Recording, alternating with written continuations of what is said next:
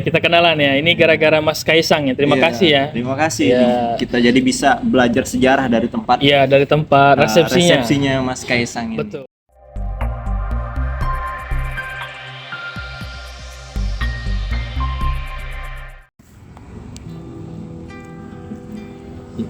Ngomong-ngomong Bang Daud, ini kita masih hangat-hangatnya berita pernikahan putra presiden RI nih Bang. Masya Allah. Mas Kaisang dengan Mbak Erina.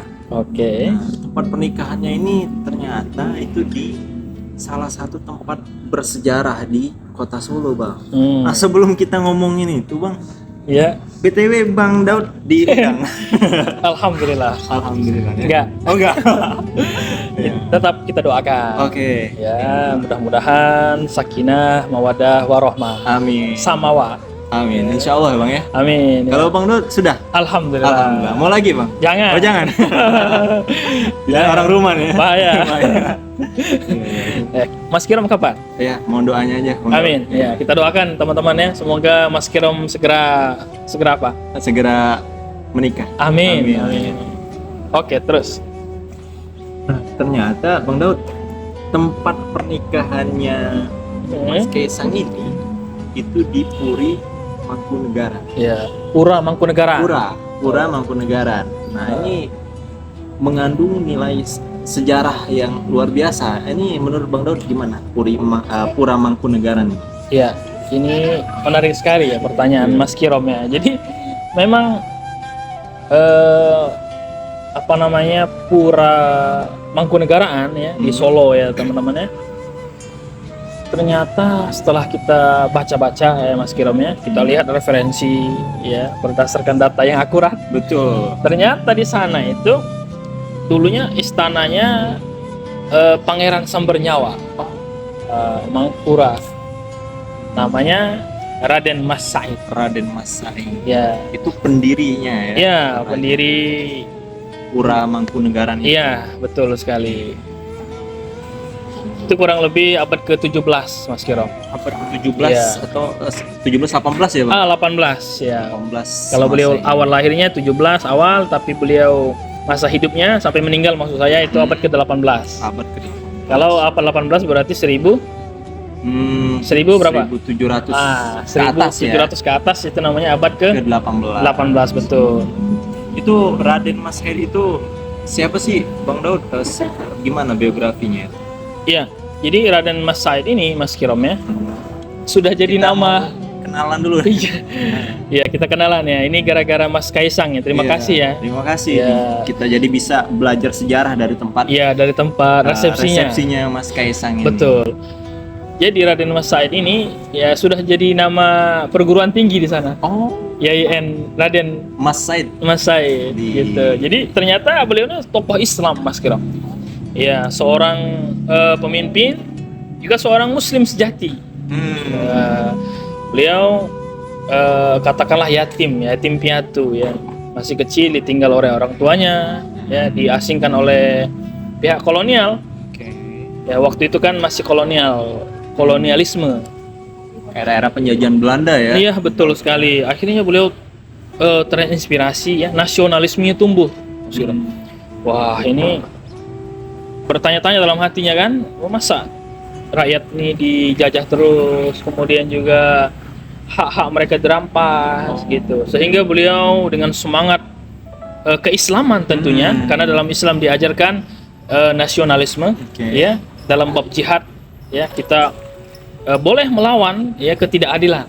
Oke. Ya, dalam hal ini ketidakadilan kolonialisme terhadap masyarakat Jawa. Oh. Ya, akhirnya beliau semangat bersama masyarakat Jawa untuk mengusir kolonialisme. Maka beliau disebut Pangeran Sambernyawa. Pangeran Sambernyawa. Karena ketika kehadiran beliau di medan perang itu pasti membunuh para musuhnya. Ya, ya, Bang, betul. Barangkali begitu Mas Kiram. Ya, luar biasa. By the way, kalau yang menjadi pemicu semangatnya Pangeran Sambernyawa ini untuk semangat berjihadnya itu dari mana? Apa yang melatar belakangnya itu, Bang? Tentu beliau, saya bilang tadi Mas Kiram ya, muslim sejati ya. Diajarkan di muslim itu untuk melawan ketidakadilan, ya, nasionalisme, atau bahasa kita jihad. Jihad. Nah, jihad. Di samping itu Mas Kirom, ada juga ulama yang bermukim di Mekah, ya, ulama Nusantara, ulama Indonesia yang bermukim di Mekah, memberikan semangat, memberikan support kepada raja, termasuk tadi Raden Mas Said atau siapa tadi namanya, Samber Nyawa. untuk melakukan perlawanan. Ya, jadi beliau ngirim surat. Ya. Kirim surat waktu Iya. itu, karena belum ada WA, jadi Betul. masih berkirim surat. Iya betul, karena nggak ada WA, nggak ada WhatsApp, ya, nggak ada apa namanya Facebook dan lain-lain, medsosnya. Iya. Maka Itu paket JNE enggak? Belum ada ya waktu itu ya? belum ada. Belum ada. Jadi waktu itu kurirnya masih manual. Manual. Masih manual. Jadi luar biasa. Jadi ada ulama besar, Mas Kirom, ya, ulama besar di Mekah, mendengar keluhan-keluhan masyarakat, termasuk masyarakat Jawa, sehingga beliau juga ternyata update nih ulama ini. Walaupun beliau ngajar di Mekah, sudah alim sangat masyhur, ya, siapa tidak mengenal beliau ini, tapi tetap cinta dengan negerinya, tetap update. Terus apa sih berita-berita yang ada di negeri saya? Nah, ulama yang saya maksud ini, Mas Kirom, adalah Syekh Abdul Somad Al-Falimbani. Syekh Abdul Somad Al-Falimbani. Iya, jadi Syekh Abdul Somad Al-Falimbani ini kemudian mendengar masukan dari masyarakat Jawi, akhirnya memberikan surat, beberapa surat, Mas Kirom, termasuk salah satu diantaranya kepada Pangeran Samber Nyawa atau Raden Mas Said. Raden Mas Said, yang gedungnya dipakai untuk lokasi resepsinya Mas Kaisang ini. Jadi di situ sebenarnya sejarahnya ya luar biasa ya. Luar biasa sekali. Jadi ternyata Raden Mas Said ini termotivasi juga untuk melakukan perlawanan, selain karena motivasi Islam tentunya, juga disupport oleh ulama dari Mekah ini. Ulama dari Mekah tapi aslinya orang Palembang. Syekh Abdul Somad Al-Falimbani. Dikirim tuh surat, ternyata suratnya, Mas Kirom, ini diambil oleh Belanda. Jadi kurirnya dicegat ya? Dicegat, Masya Allah. Kurirnya dicegat, akhirnya berita itu tidak sampai, berita surat itu. Tetapi Syekh Abdul Somad ini pintar, dia tidak hanya menulis surat, dia juga menuliskan kitab khusus untuk melawan ketidakadilan kolonialisme ini. Nama kitab itu panjang sekali, Mas Kirom. Nasihatul Muslimin wa Tazkiratul Mu'minin fi Fadlil Mujahidin wa Ahkamul Jihad fi Sabilillahi Rabbil Alamin. Panjang ya? Panjang sekali. Ya, jadi karena surat itu tadi diambil oleh Belanda, ya, Syekh Abdul Somad ternyata sudah menuliskan jihad juga, ya, risalah jihad. Ya, saya rasa risalah jihad juga dibaca oleh jamaah-jamaahnya Raden Mas Said, ya. Ya, sehingga mereka sampailah juga berita tadi. Iya, sampailah berita tadi begitu. Jadi ulama juga sangat besar sekali pengaruhnya terhadap perlawanan terhadap kolonialisme. Luar biasa. Syekh Abdul Somad Al-Falimbani ini walaupun beliau bermukim di Mekah, cuma sangat update ya. Update dengan sekali. Kondisi masyarakat yang ada di Indonesia, khususnya di Pulau Jawa. Di Pulau Jawa. Dan beliau sangat care dengan apa yang terjadi dengan masyarakat pada saat itu. Salah satu bentuk perhatiannya itu dengan membantu untuk membakar semangat jihadnya tadi ya. Memberi nasihat. Luar biasa. Ya, kepada Pangeran Samber Nyawa salah satunya. Ya, luar biasa, Mas Kirom. Jadi beliau termasuk orang yang sangat-sangat peduli, ya.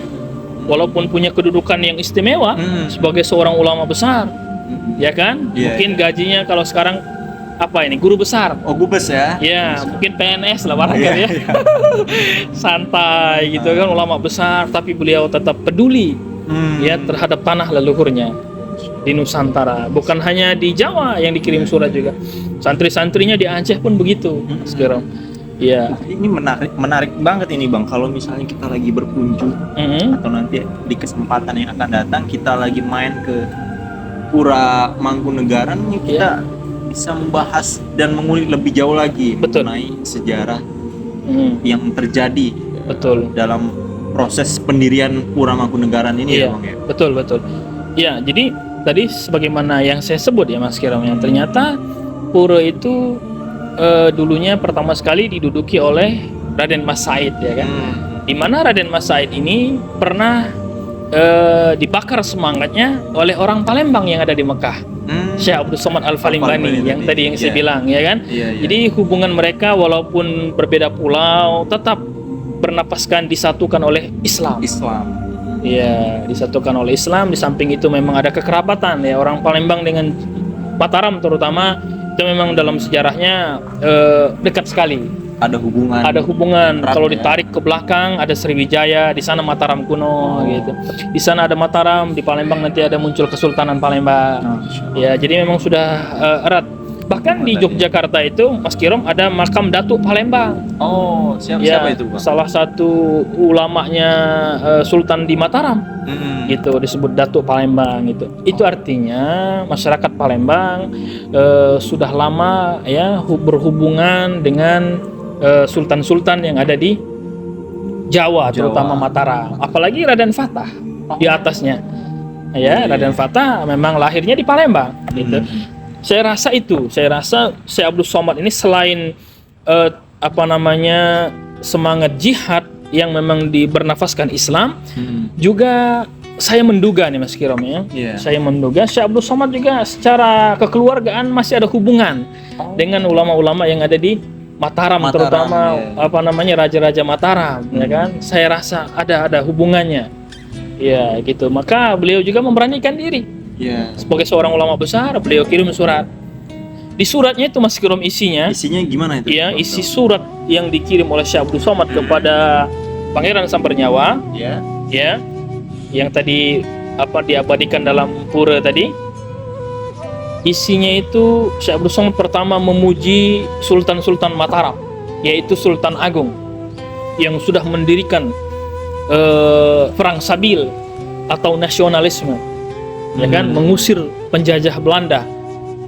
Nah, baru kemudian dinasihatin, wahai kalian, ya para pemimpin, dinasihatin nasihat Syekh Abdul Somad untuk pemimpin, nasihatnya untuk masyarakat, bahwa seafdol-afdolnya ibadah itu adalah perang sabil, kata beliau. Jadi yang paling afdol itu perang sabil atau nasionalisme.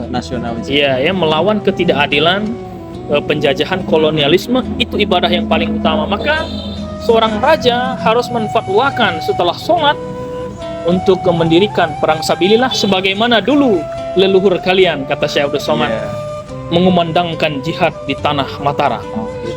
Masya Allah. Luar biasa. Kalau kita kaitkan dengan kondisi saat ini, bentuk jihad yang bisa kita lakukan saat ini gimana, Bang? Semangat jihad. Betul. Sebagaimana tadi Syekh Abdul Somad update dengan berita-berita di Nusantara, termasuk menasihati Sambernyawa, Pangeran Sambernyawa. Maka untuk saat ini cara mengkontekstualisasikannya adalah tetap dengan nasionalisme, tapi jihadnya beda. Untuk masyarakat kita yang sudah ada pemerintahan yang sah, maka jihad menurut saya ini Mas Kirom, jihad yang paling utama adalah jihad melawan hoax di medsos. Melawan hoax. Iya, jihad melawan hoax. Maka kalau biasanya kita dikirim ini, kalau dibaca ini maka ini gini, gitu, ya kan? Sering biasanya. Banget ya. Kalau itu kita lihat di atasnya itu diterus-teruskan. Iya, diterus-teruskan. Padahal itu tidak ada referensi dari mana. Ada referensi. Nah, itu kita harus cross check. Itu jihad kita saat ini ya, teman-teman ya. Jihad milenial. Jihad milenial saat ini adalah dia harus apa tadi saya bilang? Iya, melawan hoax itu. Betul. Seiring berkembangnya zaman, teknologi, kita sebenarnya diuntungkan dengan banyaknya informasi yang kita dapatkan. Betul. Cuma sayangnya karena saking banyaknya kita kesulitan untuk memfilter. Iya, benar sekali. Nah, itu. Mana berita yang bagus, yang valid, mana berita yang palsu. Betul. Nah, disitulah jihad kita diuji. Bentuk jihad kita diuji di situ. Selain tentunya jihad kita juga kata Syekh Abdul Somad di situ. Kalau zaman dulu ada hadis Mas Kirom, di dalam kitab itu disebutkan ada hadis Nabi tentang jihad, keutamaan panah. Tahu panah? Iya. Panah kan dapat pahala yang membuat panah, yang memanah, ya kan? Iya. Maka hadis ini pun banyak dipakai oleh teman-teman kita ya. Akhirnya membuka diklat apa namanya pelatihan panah gitu ya. Nah, Syekh Abdul Somad menafsirkan hadis itu. Ini tafsiran beliau. Kalau dulu ya panah di zaman itu. Kalau di Nusantara kata beliau di negeri Jawi itu bisa dengan bedil, meriam, mesiu ya kan? Nah, artinya Syekh Abdul Somad sangat update ya. Pemikirannya sangat maju ya. Kalau zaman dulu oke lah kata beliau panah, tapi sekarang apa dengan mesiu apa tadi? Bedil tadi. Bedil ya. Mesiu itu apa ya? Kalau meriam ya, meriam. Maka kalau sekarang kita updatekan lagi hadis itu Mas Karom. Iya, bisa kita harus perbanyak juga berarti alutsista dari alat untuk perang itu apa di atasnya meriam itu apa bom ya bom atau apa ya bom dan cara maksudnya bukan kita ngebom ya tapi kita harus belajar menjaga negeri ini ya biar dia kuat dan kokoh maka harus juga diperisai dikasih senjata yang update, yang modern saat ini. Ya. Disesuaikan dengan kondisi zamannya. Betul. Yang terlebih lagi untuk kalangan milenial tentu jihad di situ adalah jihad dengan pena. Marilah kita menulis dan membaca. Bisa juga kita cukup dengan bikin caption yang menarik, betul, yang bisa memotivasi orang lain. Boleh, gitu ya, boleh. Itu salah satu bentuk jihad kita saat ini. Terutama untuk Mas Jihad, untuk yang sudah nikah ya, terutama Mas Kaisang tadi. Jihadnya adalah untuk membiayai keluarganya, menafkahi keluarganya. Ya, semoga kita doakan Mas Kirom ya. Amin. Ya, segera menikah ya. Iya, luar biasa tadi ya kita ngomongin tentang sejarah Pura Mangkunegaran ya di Solo. Luar biasa. Ini menarik sih Bang. Kayaknya nanti kita harus ngopi lagi. Boleh dong. Apalagi khususnya masalah sosok di balik yang membakar semangat Pangeran Sambernyawa atau Raden Mas Said tadi yaitu Syekh Abdul Somad Al-Falimban. Ya kapan-kapan kita ngobrol lagi Bang ya? Ya siap, boleh. Kapan diagendakan ya? Diagendakan saja. Insyaallah luar biasa. Kopi dulu Bang. Siap. Kopi dulu.